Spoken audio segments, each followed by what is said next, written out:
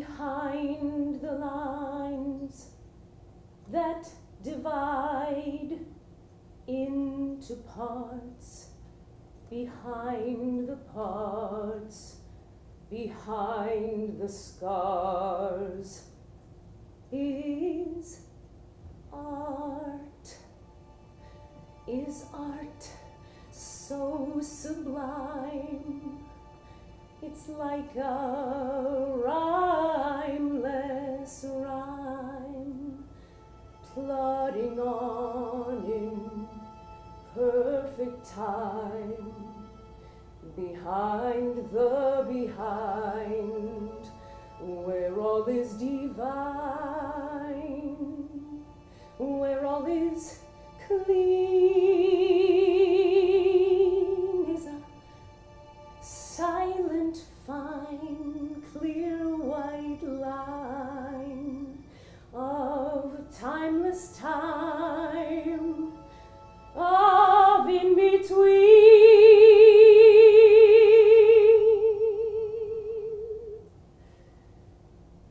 That's all I have. I don't know how it ends yet. I thought it was a comedy. It is a comedy, Stan. Then what was all that about? I'm making a point about the nature. A point! It's a comedy. No, I know, I'm setting a thematic tone. It's a comedy! The tone is funny. Fine, the tone is funny, but there has to be some truth, some depth at the center of it. Ah, please. Please. See what I'm doing here? That's me farting and coming all at the same time. Really, Stan? Really? That's really gross! We are going to Los Angeles, Katie. Not mamby-pamby, artsy-fartsy Grass Valley, okay? Where your truth at the center of it, friends, might come see a little self-revelatory solo play skit. This is not fucking around town. This is LA, where the big money is. And what do big money people want to put big money behind? Funny. You want to do something deep for people? Make them laugh. Life is hard. People pay for a ticket to see you. They want to see you be funny. Now that's deep. Okay. You want to make money, don't you? Yes, of course. But there are other things. Other things what? There's no other things. What are you talking about? What is wrong with you? Jesus Christ, we've been over this, kid. All right, I see what's going on here. You need the drill. It's time for the drill. We're doing the drill. Stan, we're doing the drill. Come on! Who makes it? Who makes it? People who eat, sleep, and breathe it. Good. Do those people have babies? No. Do they have lives? No. Do they have outside interests? No. Who makes it? People who eat, sleep, and breathe it. And people who need it. Good. Why are you making a sad face? Needing it's a good thing. Do you need this? More than you need. All other things in life. Yes. Okay. Remember that. Now, pages. I need pages. Okay? Actual words on actual paper. Like now. And please, remember, keep it simple. Tell a story. Don't try to be a fucking genius rule breaker. Okay? Those people starve to death being brilliant. Fine. I did think it would be kind of cool, though, if there was like this meta level where no meta level! Meta and story are not mutually exclusive. Fine! But focus on the story. Okay, I will. Hello. I feel the need to give you a little bit of context here for what is happening. At this moment in time, this moment here, where Stan, my producer, and I are making a new show together, I have a solid little life going on the outside. I'm doing work I love to do. I'm living in a place I want to live. I'm earning my living as a regional theater actor. My first solo show is touring nationally. I'm living in a beautiful house in the mountains outside of Grass Valley. I have friends I love and who love me. And at the same time, I am dying inside. Fine. But focus on the story. Okay, I will. Ooh, that reminds me. I wrote something earlier today I wanted to show you. I think it might be a good moment for the opening of the show. My mom called me this morning and she was being all needy and clingy and codependent and controlling. So then, in reaction, I got all like angry and reactive and resentful and controlling. So then, I was rereading Codependent No More, and I thought, holy shit, my mom would make the worst mugger. All right, you fuckers, freeze! I'm sorry I called you fuckers, that was rude. Just freeze, okay? Okay, thank you. Now put your hands up, please. Put your fucking hands up! Anybody with keys, take them out, put them on the ground. I don't mean to be pushy, just put them on the ground when you're ready. See that? See that? You've got one of them little Swiss Army knives on your keychain. I know it. I know it! See? That's me thinking ahead. I'm always thinking. It's cold out here, huh? You guys don't have any gloves on? What? You go out at night in the cold without your gloves on? You think that's smart? Don't look at me like that, son. I'm only thinking of what's fucking best for you. You two are making me curse a lot. I do not like that. Give me your wallets. But take your time. It's cold out here. You know, break your fingers off getting in your pockets with your skinny jeans on. My God. Seriously, I don't understand you kids today with your tight, skinny jeans all cramping up your bubbles. Why? My son does the same thing. I think it's so weird. Yes, I'm a married woman with a son, and I mug people on the street. Ugh, it's embarrassing. I wasn't always a mugger, you know. I used to work at the Vons on Riverside and Laurel. I was a checker for a long time. But they got those crappy automated self-checking machines. Stole my whole career right out from under me. My big fancy career at Vons that led me to a life of petty crime on the street. God, what an asshole I am. No, no, no. I am not going to engage in that negative self-talk. I am not an asshole. This mugging is just me making a poor decision. This is me making not my best choice ever, so fine. All right, let's get back to business. Where are your fucking wallets? That was aggressive and over the top. I apologize. When you're ready, your wallets. Thank you. Thank you. Okay. All right, well, I think we're done here. Now, does either of you need a ride home? No? You know where you're going? Okay, all right. In that case, one final request. Please, please, please, do not call the cops, all right? Because then I will have to, you know, hunt you down and kill you in your sleep. Who has boundary issues? I do. Anyway, it was nice to meet you kids. You look great together. Seriously, you do. Have a good night. Thank you. I'm sorry. Don't hate me. Or do. Hey, I release my need to control what you think of me.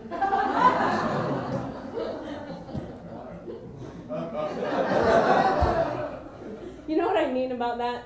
When people just assert that they're going to release their attachment to something, like it's that easy. Or worse, when people suggest that it should be that easy for you. Like, Katie, why don't you just let that go? Just let it go! If I could let it go, I wouldn't be standing here talking to you about it. I hate how we do that to each other. It's like we're so uncomfortable with each other's pain, we want to just make it go away as quickly as possible. Let it go! But it doesn't go.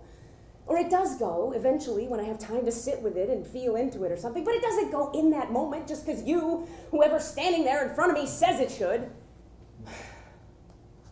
I'm ranting now. But I'm ranting because you have to remember, at this moment in time, this moment where Stan, my producer, and I are making a new show together, I'm dying inside. Most mornings I can barely get out of bed. I'm not suicidal, as in I want to cause myself physical harm, but I don't want to be alive either. At this moment in my life, I have inside my body what feels like a triangle of cement that starts here and goes down to here. And it twists and hardens inside my chest every day, all day. It feels like a thick sickness, like a hot, toxic rage. I spend all day manically busy trying not to feel it. And then at the end of the day, when I no longer have the energy to stave it off, it takes a different shape. It takes the shape of a darkness that presses down on my chest with what feels like the weight and gravity of a garbage truck. The triangle has a vice grip on my heart, and I spend all day, every day, trying to loosen it with carbs, sugar, and sex with men I don't like very much.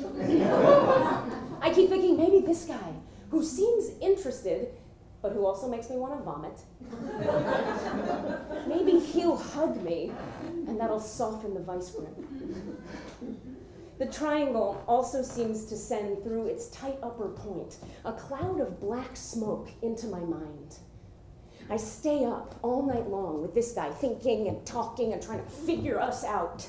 I'm trying to put the mind smoke to good use, you know? I'm trying to direct it somewhere, anywhere other than back in at me. I work obsessively. I'm desperate to stay away from myself. I think maybe if I make a new show, you know, a bigger show, a more impressive show, if I could just get there, you know, get to LA, and the TV jobs, and the success, and the fame, and the power, maybe then I'll find a way to deal with the sickness triangle and the black mind smoke.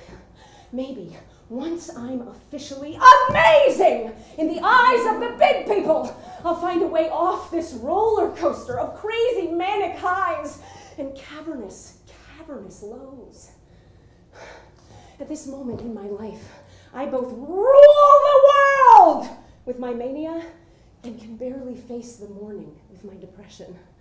I am amazing and deplorable. I am super fucking talented.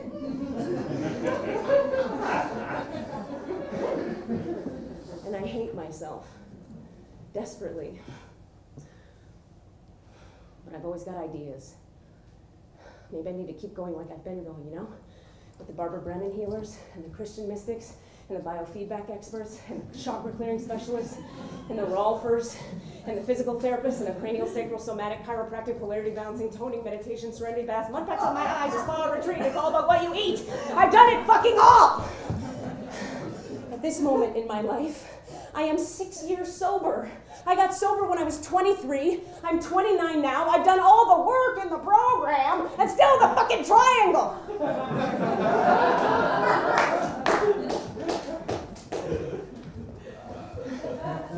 I used to be all desperate and panicked and insane. I'd call my sponsor and I'd explain to her in great detail my desperation, my panic, my insanity. And she'd always say something very kind, but totally useless. Like, Katie, you know what? Why don't you just make this a self-care night? You're just gonna go home, you're gonna take off your clothes, and you're gonna get in a bath. And when you get in the bath, you're gonna feel so much better in the bath! So I'd be crazy and anxious and insane. I'd hop in the bath and then I'd be wet. And crazy and anxious and insane. I'd call her back and I'd be like, hi, so I did what you said, I'm in the bath. Does something else happen now? What happens now? Does the bath do something? What does the bath do? The bath did nothing for me. Most of the shit the people in the program said to me also did nothing for me. You know, Katie, you just need to trust God. Because he's closer to you than your jugular vein. My jugular vein. How's that helpful? How about he comes out of my jugular vein in front of my face so I can see him? That'd be nice. It's hard for me to trust a force I can kind of feel but not really see. I don't know about you guys, a lot of my feelings are pretty untrustworthy. Like, I can feel my farts, I don't see them.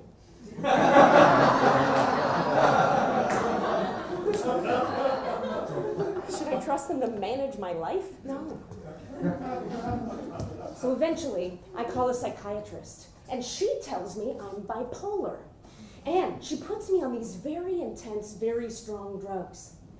Now, I believe these drugs are very effective for someone with bipolar disorder. I, however, as it would turn out, am not such a person. As soon as I get on these drugs, I begin to have seizures. My hands clamp up into fists like this that I cannot unfurl. My throat closes down so tight that I can get no oxygen. And I have vertigo so bad I have to get down on the ground just to stay conscious. Every time this happens, I manage to choke out a call to the EMTs, but by the time they get there, the episode has passed, I'm exhausted, and they just think I'm high or drunk. So I call the psychiatrist back, and she says, "Oh no, Katie, those reactions don't happen on the drugs you're on. What you're having is panic attacks. So we're gonna put you on another drug to medicate the panic attacks." And I say, "Okay, except that I never had these reactions until I got on your drugs." And she repeats herself to me like I'm a 9-year-old. "Oh no, Katie, those reactions don't happen on the drugs you're on. What you're having is panic attacks." And I say, "Thank you, fuck you, bye-bye," and I hang up the phone. Now, this is not what you're supposed to do, but what I did was I threw all the drugs away right then and there. I got down on the ground and I prayed again to a God that I by now kind of believed in, but didn't always feel like I was hearing from. Dear God, they told me if I got a higher power, I would feel better. They told me if I went to therapy, I would feel better. I have done those things and then some, and I do not feel better. Please help me. I opened my eyes and I heard a voice. Not like a psychotic voice, but like a voice. "Go to the bookstore," it said. Okay, so I hop in my car, headed for the bookstore, and my phone rings, and it's my super new agey friend, Willow. "Sat namaste, Katie! I got your message, and I am just so excited that you are making a new show. Because I just love being witness to the opening and the blossoming and the ever-unfolding gorgeous garden of you." "Thank you, honey. I don't feel very blossomy right now. I just got off all those drugs I was on, remember?" Katie, I'm so glad you got off all that synthetic yuckiness. Have you tried fenugreek tea? So good for detoxing the liver. Also, I have to tell you about this new community that my husband and I joined because seriously, Katie, I think if you could find the California chapter, they would just clean out your chakras like that. Seriously, last night we did the shamanic initiation ceremony with them, and I'm telling you, I felt all these entities leaving right out of the third layer of my auric field. It was amazing. And I'm so excited because we're here at the center right now, and we're about to hear our new light minister, one of her spiritual guidance downloads. Maybe you've heard of her. Her earth name is Michelle Bleachman, but her star name is Moko Kelekileko Do you know her? She was the only Afro-Caribbean Aboriginal Jewish woman in What the Bleep Do We Know? She's amazing. What, honey? Oh, okay. Katie, my husband says that Moko Kelekileko is about to channel the Archangel Michael, so I have to go. But just remember, trust, believe, and open to the possibility of infinite miracles, because they're happening around us all the time. Love you. Talk later. Bye. I love her. She's on another planet, but I love her. She's always so kind and warm. Most of the shit she just said was entirely useless to me. But that last part was great. So I decide I am going to expect miracles. So I come into the bookstore and I spy across the room a chair and I make a beeline for it. And as I'm walking through an aisle of books, I'm not making this up, a book literally fell off the shelf in front of me. fell off the shelf onto the ground in front of me. I bent down and picked it up, and it was called Depression Free Naturally. I sit down at the bookstore. I read it, basically cover to cover. I go to the co-op. I buy all the recommended supplements. I take them that night. I feel immediate relief, and I have never been on another brain drug since. Miracle number 1. Later that night, I go home and I check my inbox, and there's one email, and it's from a friend I haven't heard from in 5 years. Tiffany tells me that she's going to this Sufi workshop in Sacramento near where I'm living. And I write back and say, hey girl, haven't heard from you in years. How'd you get my email address? And she says, I didn't get your email address. How'd you get this email? And I say, you didn't just send it to me? And she says, no. And I go, what? And she goes, Katie, if that's not a sign, I don't know what is. You're coming to the Sufi thing. Miracle number 2. So I go to this Sufi thing. No interest in Sufism. No interest in any ism at all, frankly. But the guy at the front of the room is describing how the path works. And he's talking about what he calls the layers of the heart and the realms of consciousness. And he says that we live here in the Mulk realm, where there is duality. Up, right, left. Up, down, left, right, man, woman, black, white, and so on. And behind that is the Malakut realm, or the realm of the angels, where psychic people channel spirits. And behind that is the Jabarut realm, or the realm of the soul. And behind that is the Rahut, and behind that is the unity. And in the unity, he says, there is no duality, no separation, no suffering. There's only unity, peace, oneness. And I think, no suffering? I like that. And as he continues to talk, I am like grokking him. Not like understanding him in my mind, but getting him in my being. It's like some very ancient part of me knows that this stuff is the stuff for me. So I take an application to their 3-year energy healing school right then and there. They say, great, that'll be $10,000. I say, I have $11. Tiffany says I should call Sidi, the perfected master who lives in Jerusalem and is the head of the Sufi order, and ask him what to do. And I'm like, really? But I'm desperate, so I do it. I dial Jerusalem, and Sidi answers the phone. Yes, beloved. Who am I talking to? Hi, Sidi. This is Sabira, my Sufi name. I don't have any money, and I'm starting to think maybe I'm not supposed to go to your healing school. No, this is trick from Shaitan. I open the door for you. I open the door for you. I open the door for you. Click, and he hangs up. I have no idea what this means, but all of a sudden I'm exhausted, so I take a nap. An hour later, my phone wakes me up. It's my rich Uncle Andy, who I haven't heard from in months. Rubin, my company just got bought out, so we're giving you, your dad, and your Uncle Mike each a little bit of cash. The first payment comes tomorrow. Use it well. Good luck. Miracle number 3. So I hang up the phone with Andy, stunned, and there's a knock at my door. Stan!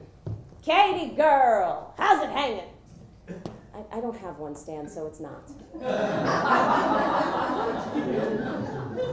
Yours? Low and Lodge, baby! Low and Lodge! It's really gross. So,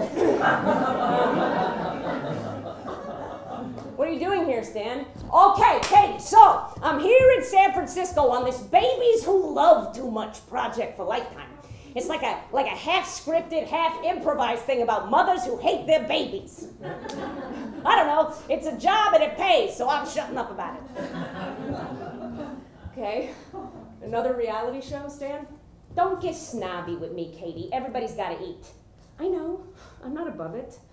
I'm just as caught in the America machine as anyone. I watch them too. I can't get enough of the singing competition shows. I mean, I know they're really canned and sort of over the top and showy, but there's always a handful of people who are really talented and who can really sing, you know? I just feel bad for the little 16-year-old girls who come on and think it's all about their tits and their ass and their outfit, you know? Not that tits aren't important, don't get me wrong. I'm obsessed with Katy Perry's boobs. I think about them in my free time. They're so round. How does she do that? I just want to like cup them in my hand and like shake them around and just get my face in there. Great, you're very open. I need pages. Okay, I'll get you pages, but Stan, I have to tell you, all these crazy miracles just happened. Were they funny? No. Then forget about them. Look, Katie, all I'm thinking about is the show, okay? We need funny material that people in America will like. Okay, I can do that.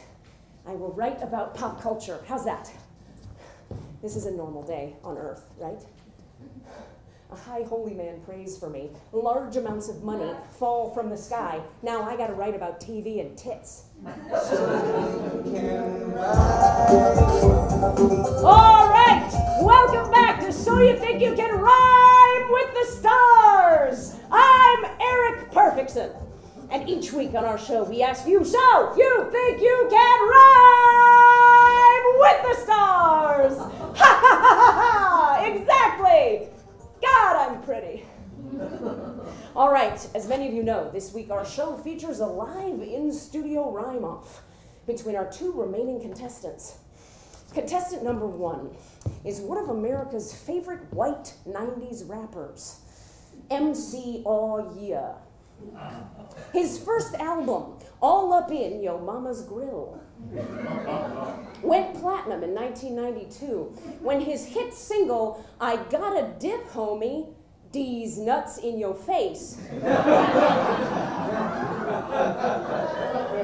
reigned at the top of the pop charts for 6 months consecutively. Tonight, his mad hip-hop skills with a Z go head-to-head against the sexy pop stylings of Miss Kitty Meows. Kitty, who played the beloved role of Daughter at the Fridge in the 1990s Sunny D commercials, is here tonight to reinvent herself as one of America's sexiest up-and-coming pop stars. Which way this competition will go is anybody's guess. Stay with us. We'll be right back.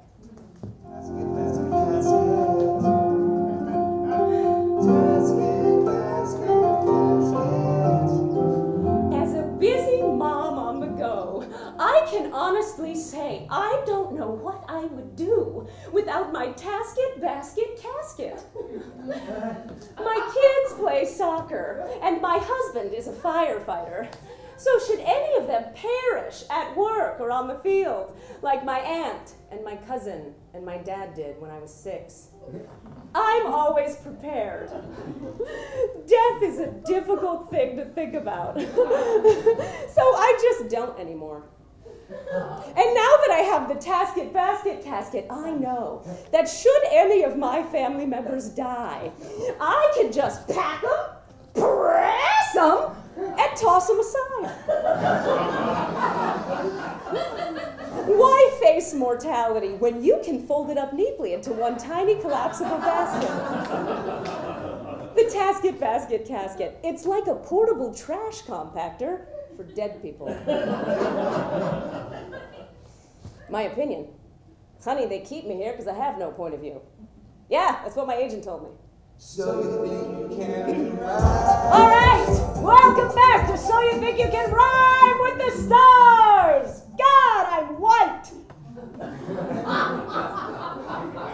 I'm so white, if I stood in front of a polar bear, you'd not only not see me, but the bear would probably take me back to his cave and mate with me. All right, and now, as promised, the sexy pop stylings of Miss Kitty Meows. Ow!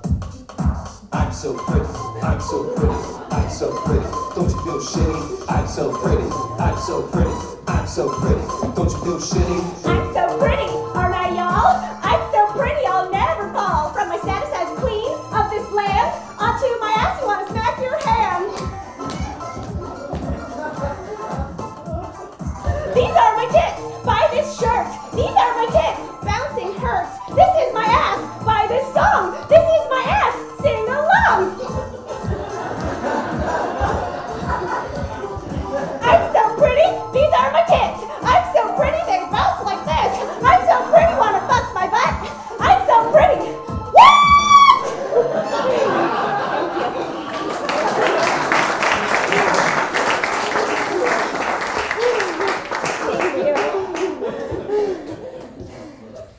Great, Katie, great. You're gonna write more this weekend, though, right? Yeah. This is the weekend, though, Stan, that I also start that healing school thing. Healing school? What's that? I told you about it. It's the thing in the mountains with the Sufis. Sufis? What are you doing with Sufis? I have some personal spiritual healing work to do. What? No. Katie. Now is not the time for that. What are you talking about, spiritual healing work? That's what you do after you're successful. You're 50 years old, you have a midlife crisis, you do spiritual healing work. Not now. I should be doing spiritual healing work, not you. We got a show coming together. I know. But I promise I'll write every day that I'm up there.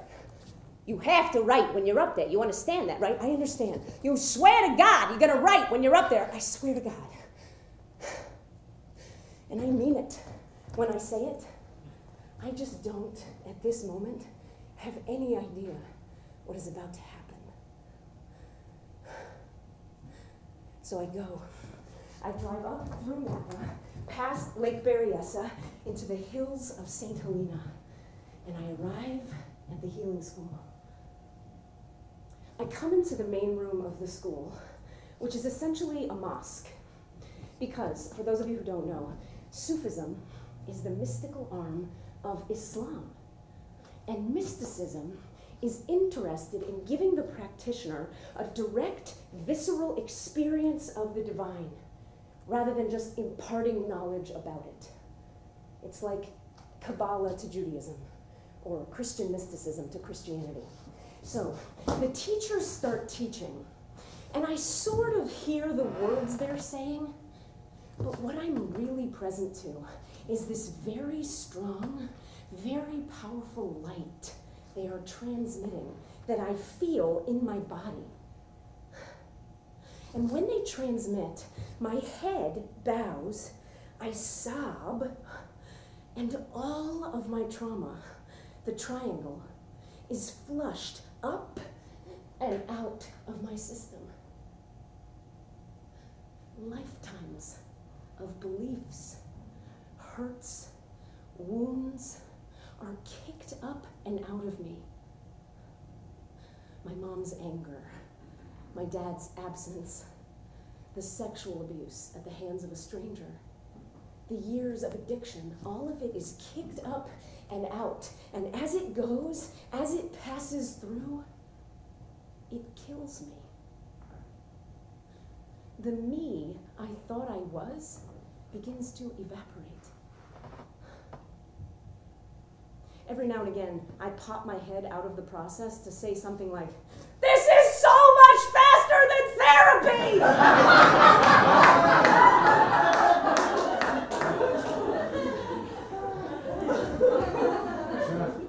On the first day of my healing school, the rest of my song comes to me instantly.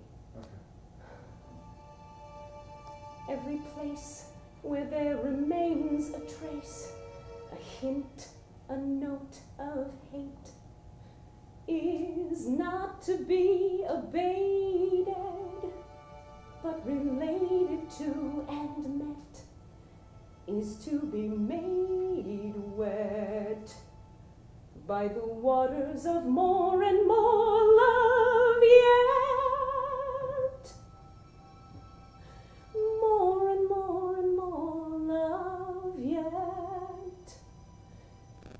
We know this fact, and yet, being human we forget. Being human we forget.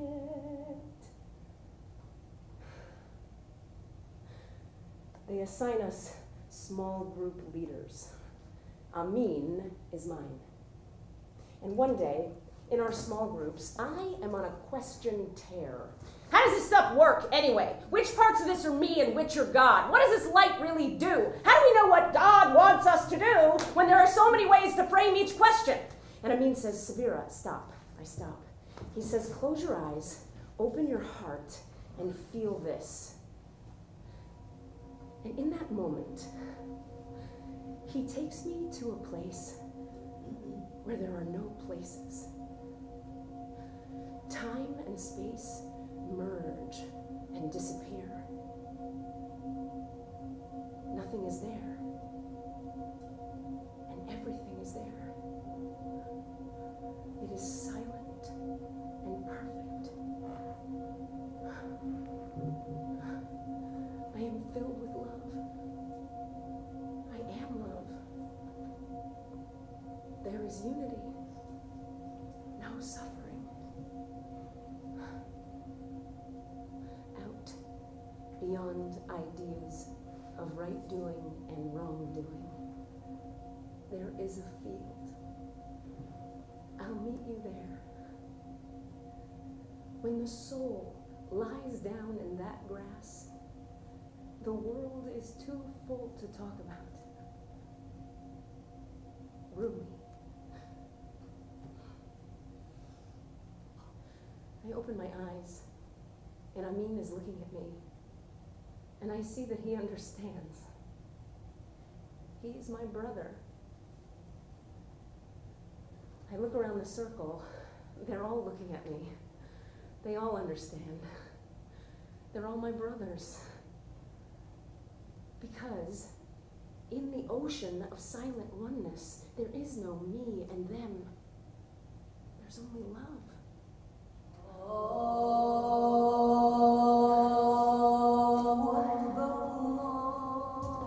Everyone is going to pray, and I'm so blissed out that I mindlessly join them.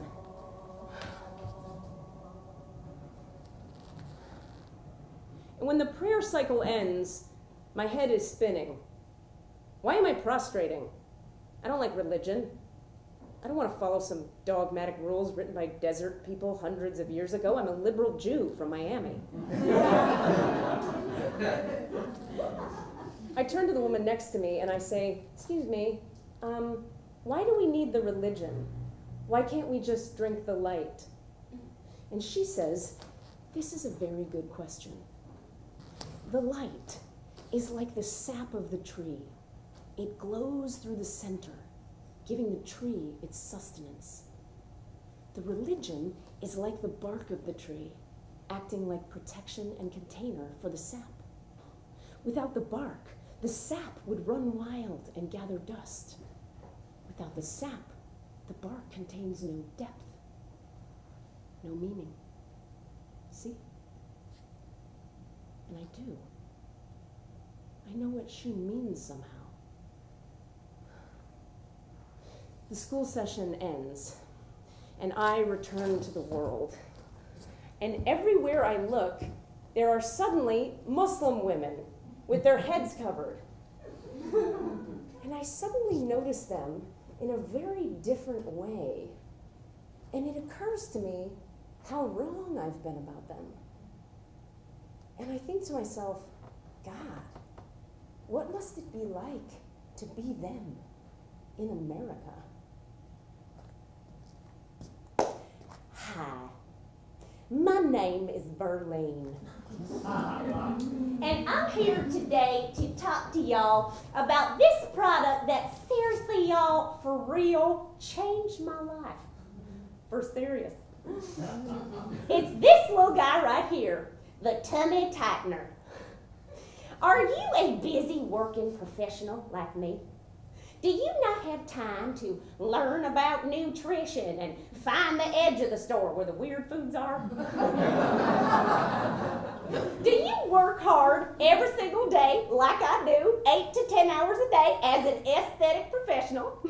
Not that I think that y'all are aesthetic professionals, but I am, is what I'm saying. Oh, and sidebar, the way I became an esthetician is a fascinating story. Let me tell you what, because I did not have any money, y'all, to go to beauty school with until I had won my lawsuit after I got in my accident where I had got hit by that semi when I was out riding around on the freeway in my neighbor Luann's mobility scooter. Excuse me, sorry, so sorry. Hello, I know you hired me for taping only, to be taping lady, but you are speaking to other things and not this product. People not listen. People not listen. Excuse me? You won't sell this product, yes? Well, duh. Then what is the story of you hitting my truck have to do with selling tummy tighter? Nothing. Has nothing to do. You'll not sell this product talking like this. I'm sorry. What did you say your name was? Habiba. Habiba? That's like if I was to make up a name of what I thought you would be called. But whatever, Habiba, look, okay, I hired you, okay, because on your website you said you tape things real good. I did not hire you to direct this production, okay? Also, as it happens, I was just about to tell a very touching, moving, personal anecdote, which I believe will inspire people to purchase this product. Thank you very much. Yes, okay, so sorry. Thank you. Are you ready to keep taping then? Yes, ready. Thank you. Anyhow, like I was saying. Maybe not saying like I was saying. What now? Difficult to edit if you start sentence with like I was. Never mind, I stop, you go. There believe I go. Not paying your A-Rab ass to tell me how to shoot my shit. Sorry? Nothing.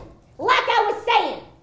I don't have time to be reading up on all kinds of fancy nutrition stuff, nor do I have extra cash laying around to afford eating healthy, okay? I can't buy, chicken every week. This ain't Buckingham Palace. Ya Allah, Ya Rahman, Ya Rahim. What'd you say? You mumbled something. What'd you say? You said something. What'd you say? If you have negative attitude like this, you not sell any tightener. You sound angry. Why I buy from you if you're angry at me like this? I do not sound angry, okay? And even if I do, I don't have time for all this stopping and going shit. I'm out here from Nacogdoches for 2 days, okay? I only have you for 2 hours, then I gotta go pick up my kids across the street. They're sitting in on their cousin's class, which I felt bad about putting them in there, but I ain't had no other choice. No, it's a good choice. Look, I only say something because in Egypt, where I am from, I am executive producer at TV station. I know some things about how you say things in right way on TV. Executive producer. Why are you doing this rinky-dink job then? My family, we come to this country. I not have full work visa yet. Also, Arab woman, full hijab, not so popular person for hiring right now. Yeah, no shit. No shit? It's an expression. Never mind. Why don't you just tell me what you want to tell me about my speech, okay? Yes, good. Okay. First thing is, must be happy energy. Yes, happy energy, not down. This bad thing happened to me. Now you should buy this product. Why they want you stupid product if you Hey, this product is not stupid, okay? This product changed my life. Good. Talk about this. Talk about how changed your life. And talk happy style. Happy style. Fine. Okay, good. You start now. Okay. Like I was. I can't afford all them fancy foods all the time. And so, I gotta eat me my foods that I like. And as a result, I have a tummy. Now, I would much prefer to simply wear the tummy tightener, you know, when I'm at work. Because like I said, I'm an esthetician now. I could get all your blackheads out, by the way, Habiba, all of them, even up in here, with this crease up in here, you can't see. Not on topic, not on topic, sorry. Okay, so I like the idea that I could eat all the 7-Eleven hot cheddar Cheetos I like, and then just wear the tummy tightener to make up for it. That's what I like about it, y'all, because it's passive. And that's what I like about America, y'all. We got a lot of things you could do passive style. Now, don't get me wrong, Habiba, okay? I'm not anti-other countries or nothing. I'm just saying, I'll bet if you give some of them Iraqi ladies under all them layers of black cloth fabric y'all wear, you give them a couple of these babies, and you give the people that are fighting against your people, what are they called? The other ones that are like you but meaner? You give them a couple of these babies, you have a much happier, more peaceful country, I tell you what. Because it's like I learned in beauty school, y'all. When folks look good, folks act good. I'm just saying. That's it.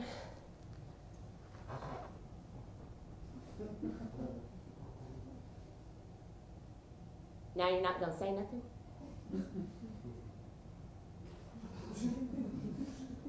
You know, you're being quiet kind of freaks me out, Habiba, like you're going to blow something up.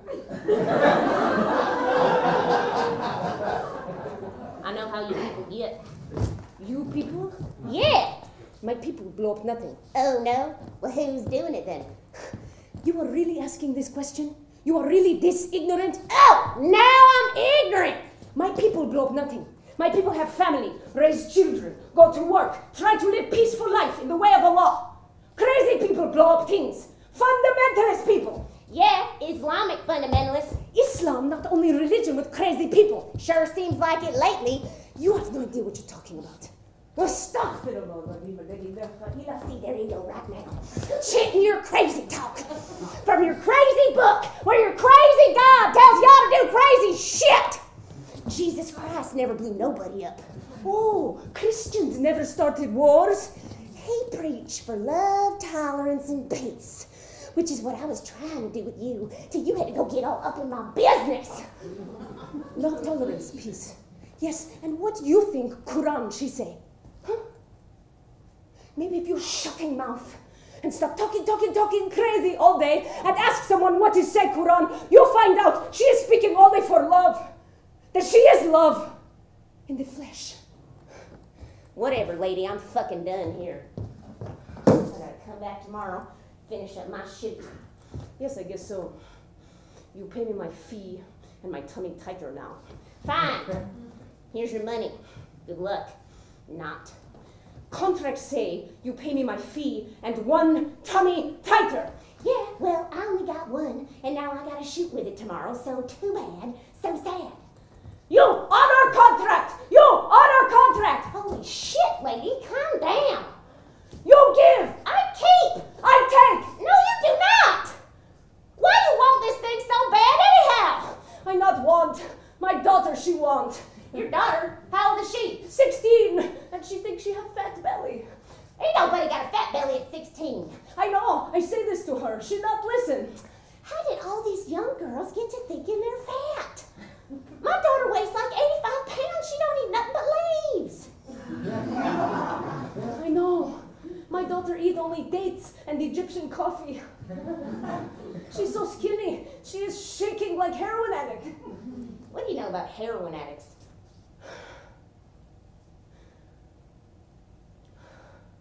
We come to this country. My son hated it. He have drug problem. He is better now. I just not want to see my daughter go through so hard times. Well, shit, Habiba.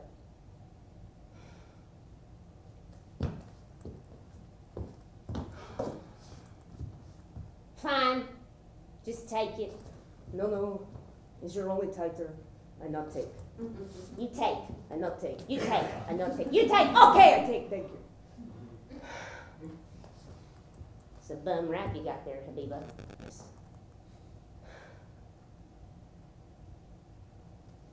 So, you come back tomorrow, finish shoot? Yeah, I got it.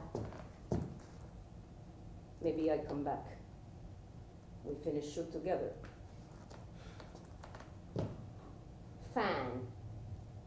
Be easier than me finding some new Arab lady to yell at.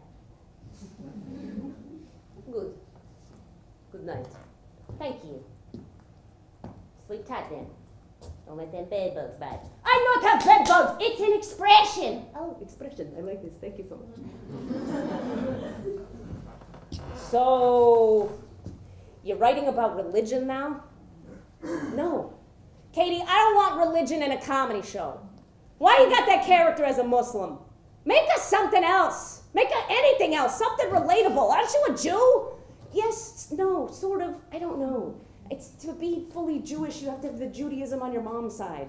But my Judaism's on my dad's side, so I'm not technically Jewish. I'm just Jewish.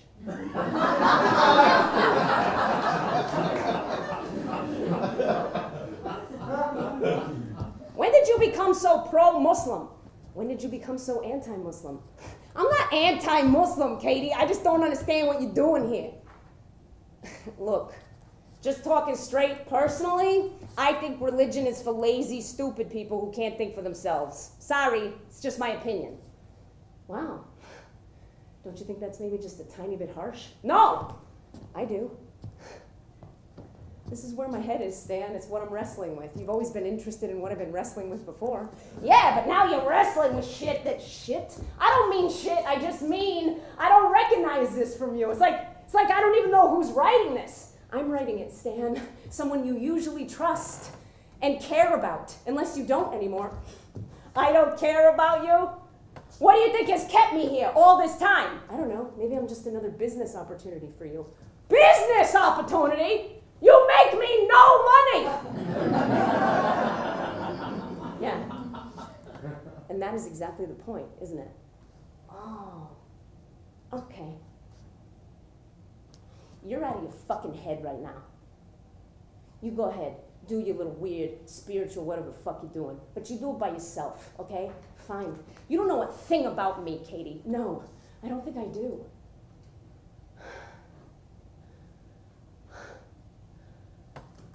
Out of my fucking head right now? I can't believe he said that to me. He, of all people, should know that I've never been into religion. This stuff is just helping me. I'm not 100% on board, but I'm super interested.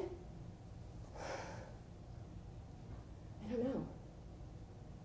Maybe I've just grown past Stan.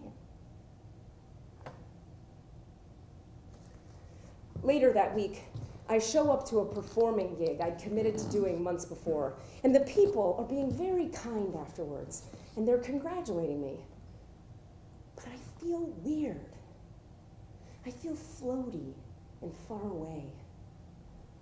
Everyone is talking about outfits and openings and parties, and I'm just not there. I used to need this. I used to need them to think I was fabulous and interesting. Now I miss the light. I miss the oneness. So I leave. And on the drive up, I decide that I'm done. I'm done being a performer. I'm done living in LA. I'm done pursuing big jobs with big people. I'm done with ego and timelines and deadlines and high stakes and pressure. I am moving to Arizona. I am opening a healing practice. I am committing my life to dissolving ever more deeply into the ocean of the love.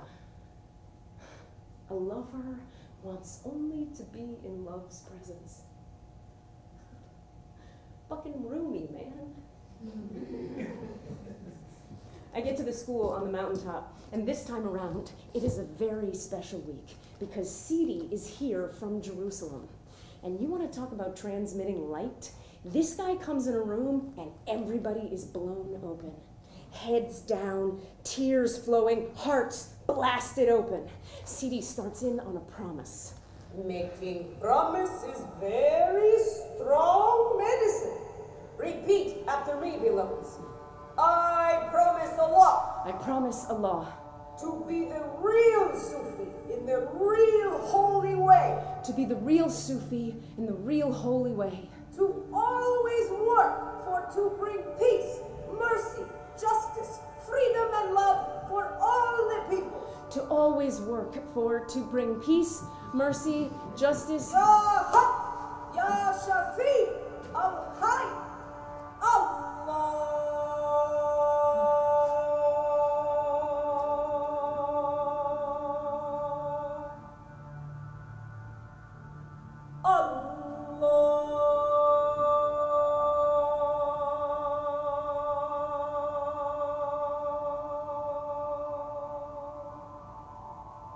You listen this name, you open your heart, you feel the love of Allah.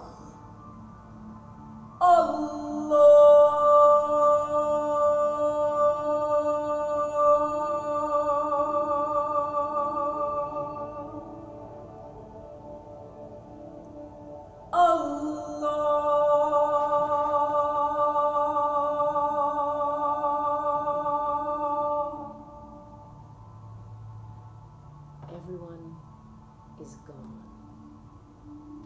It is beyond words. It is sublime. Allah, He loves you so much, He make you to breathe.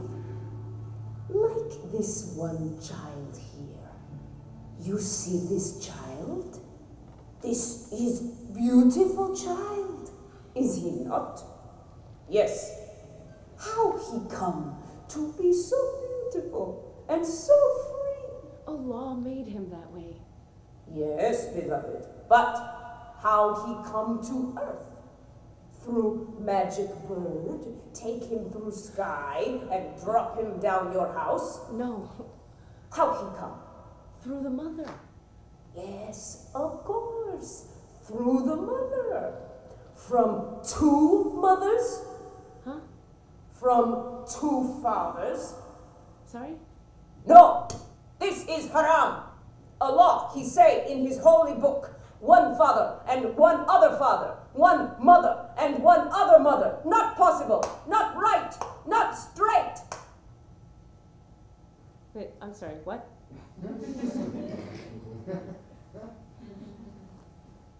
Sorry, I'm sorry. Am I crazy? Weren't we just blissed out in an ocean of love and oneness? Oneness? Like all is one? Wasn't he just yesterday talking about not seeing differences between the races and religions? Muslim, Jew, Christian, black, white, brown, all one people. We not make separation. This is what Allah He say. Was he really going all old school anti-gay religion-y on me now? I look around the room and nobody seems particularly fazed. What is wrong with these people? I storm out of the room and pace outside, fuming. I thought this stuff was the stuff for me. It's been working so well until now. One of my teachers, someone who's been on the path for a long time, approaches, and I'm so grateful because I'm sure she's going to offer me some counsel, some words of wisdom. I can't wait for her to reframe this for me. Sabira, we're aware that you wanted to bring your show to the school, but we're going to need you to cut out all of the curse words before you bring it here. Really? Okay, that's fine. I've given up performing anyway. Huh, fantastic. We weren't interested in being a part of bringing all that darkness into the world. Okay. Ceedy's really on a roll today, isn't he? Yeah, he certainly is. How can the light on this path be so good at healing me and the people on it be so full of shit? I grab my keys, I drive down the hill, off the land, and back to Los Angeles, where gays can be gay and I can say fuck a lot. I have no idea what to make of this, but I know one thing, I'm pissed. So when I get home, I call my ex-boyfriend Brad, the professor, and I fuck him stupid. I ride that guy like a prize-winning bull. I smoke his pole like it's got the last 6 of oxygen on Earth. And it feels great.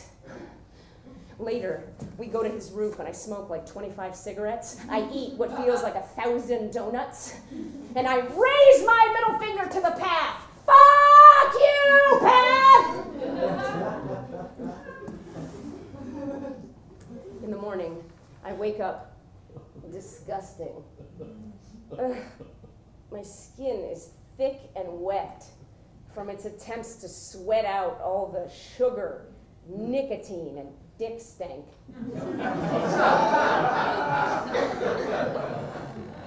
I notice the state of my heart. It's tight and it hurts. Frankly, I don't want to notice anything about my stupid heart because it was those people who taught me about it in the first place. I roll over and there's Brad. Hi, Katie. How are you? I'm a little crazy. Yeah. Last night was... You seemed a little wild. Yeah. Yeah. How's your wife? Ex-wife. She's the same. I'm still pining after her. Okay, great, great. You let me know if that ever changes. Absolutely. Now, what is going on with you? I don't know. I'm just back from this healing school thing, and I don't know. The things they're teaching me are incredible. I mean, these people are amazing at what they do. I just, they're so, like, righteous about shit, and so, like, holier than thou, and so tight-assed, you know? I keep thinking, why can't there be a healer who's cool? Why can't there be somebody with those skills who I'd also like to see a movie with, you know? Somebody human and flawed, who's not afraid to get messy every now and again, or fuck their ex-boyfriend inappropriately. Someone who might listen to pop music, maybe. Someone who might be a little pushy, a little aggressive, a little direct. You know, Katie, that is starting to sound an awful lot like you. Stan, what are you doing here? I'm always here. Look, Katie, I'm starting to put something together. So am I. About who you are. About who we are. And who are we? I don't know, I can't think, you gotta go, I can't think, I'm gonna figure it out, I'm gonna write it out, I'm gonna write it, la la la, go away, I can't think when you're la la la, I'm gonna write it, I'm gonna la la la la la la la la la la la. Hola, ¿qué tal, homies? ¿Qué pasa contigo? Soy Maria, and I am coming to you live from a little empty studio that I found here at the CBC lot here in Los Angeles. Now, I have to talk into you kind of whispering style, because usually there is a show taping in here, but today nobody's here. So I thought that maybe I could sneak in here to make my first YouTube video blog. Now, I wanted to make this blog, okay, because many of you, my clients and my students, were asking me why I am working as catering lady in los estudios de CBC, when before I was working as nursing assistant in the Children's Hospital of the Children with Cancer. And I'm telling you the story, but first, I have to tell you, the whole point of everything I wanted to say to you tonight is this. Everything happens for a reason. I explain by telling you how I was working as nursing assistant in Hollywood. Sounding very exciting, no? Very sexy, no? No, and I tell you why. I was working on the floor of the children who were dying. And my shift was very late at night. I mean late at night, like stupid late. Like late. Like after midnight, tú sabes. And I love this one little girl that I had. Ay, Dios mío, she was so funny and so smart. She was always telling jokes, y cracking people up, y making practical tricks on people. I love her so much. Christy was her name. Very white people name. That's how I remember. Anyway, one night I am sitting with her and she fell asleep. And I'm looking at her and she looks so adorable there, sleeping all cute like a perfect little angel. And I think it to myself, how can this be? Why all these children dying of cancer? This is crazy. But then I start to think about my grandmother, my abuelita, and how she was a wise old lady, and how everybody in the community knew that, ay, Dios mío, lo siento, abuelita, pero you were old. She doesn't like it when I call her old, but she was old. Okay, anyway, she was curadora, tú sabes, una healing lady for healing, to healing people, healer, okay? And she would always say to me, Maria, practice your prayers the way I teach them to you. You have the gift. If you do this, very special thing happen to you through the prayers when you're ready. Okay, fine. Only problem was nothing special ever happened to me when I prayed.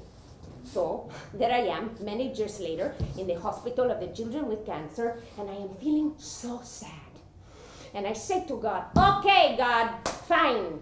I don't always like praying to you this way, but I will do because I remember my abuelita.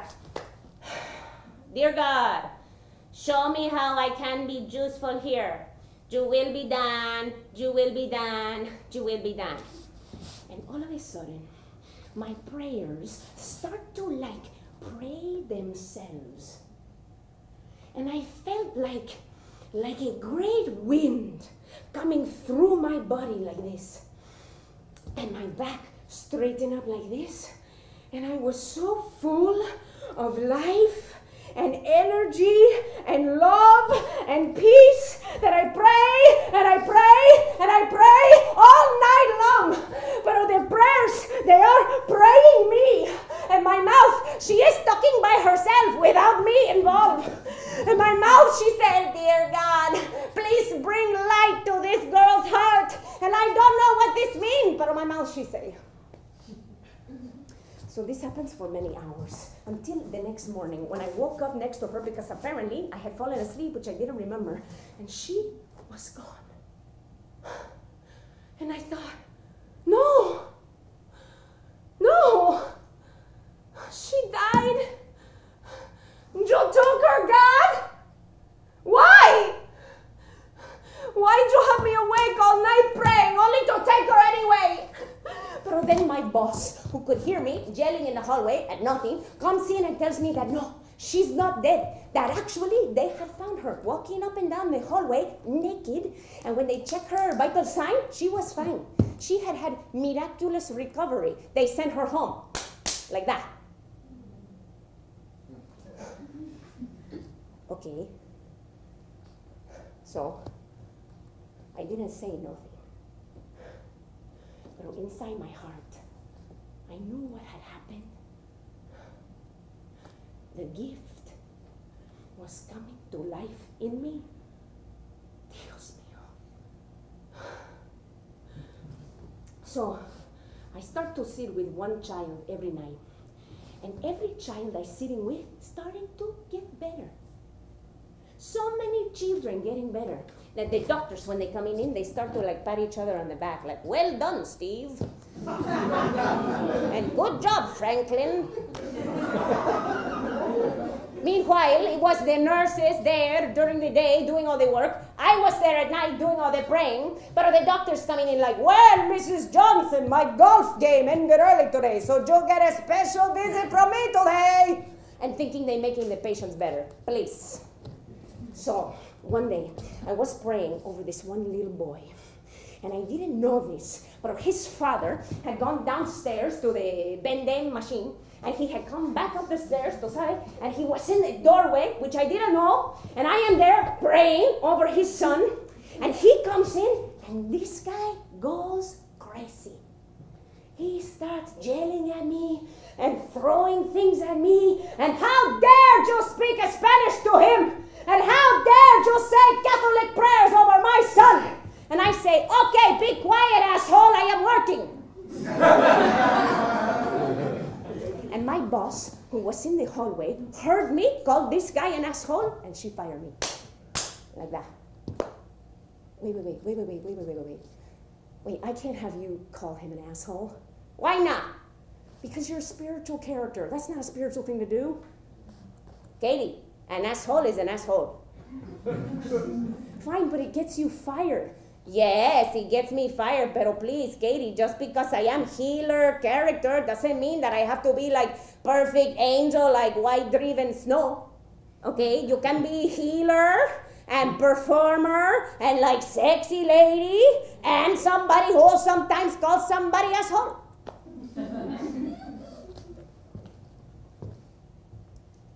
I like this, Maria. You like Maria, Stan? I do. All right. I got a confession to make. Lately, secretly, I have been making macrame bird feeder cozies. What is happening to us, Stan? Maria got revealed. I got softened. She got integrated. We got healed. Okay. So what? You still mad at me? How long can I stay mad at a part of myself? It's not healthy. You do help me. Of course I help you, Katie. I'm a huge part of you. You need me. Like you need all the parts. Like you need Maria. Like you need Kitty. Like you need the white announcer guy. Like you need your feet. Like you need popcorn. That's life. I guess you're right. It's not this or that. You know what we should do? We should get a cat! Okay, yes, let's do that. Also, we should learn how to take naps and let things go. Stan, we need to finish the show. I know. But let's do it for different reasons. Yeah. Let's do it to give. Let's do it to live. Let's do it to share. Let's do it for fun. Ooh, you know what else is good? I do. Baths, rest, sun, sex, praying, sex, skating, sex, relating. Yes! We can do all those things. We not make separation. This is what Allah He say. We can love the Sufis and the gays. We can pray and make plays. Hey, this just came to my head. It's like Rumi said, let the beauty we love be what we do. That's what we found. There are hundreds of ways to kneel and kiss the ground.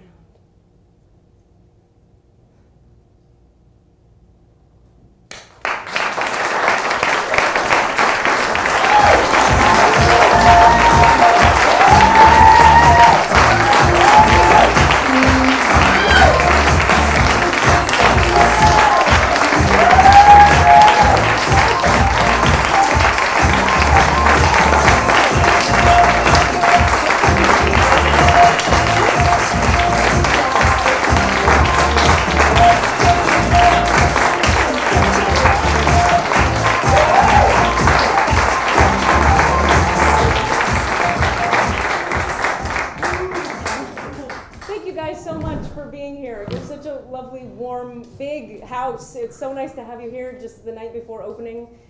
We run for 5 weeks. Tomorrow is opening night. We have shows Thursday to Saturday. If you have friends who you think might enjoy the show, please send them back. Additionally, on the way out, my friend Christian here will have a sign-up sheet where you can put your email address if you'd like to be informed about future shows. Thank you. You guys have a great night. Take care.